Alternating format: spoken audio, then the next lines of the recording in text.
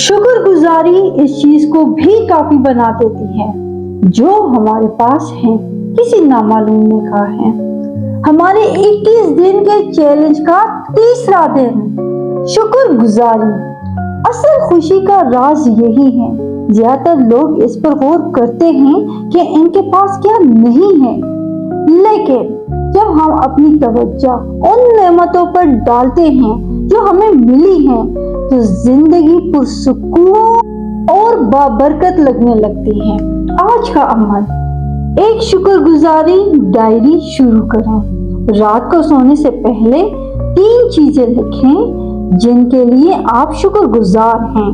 ये इतनी छोटी भी हो सकती है जैसे चाय का एक कप, अजनबी की मुस्कुराहट या अपने घर वालों की मोहब्बत।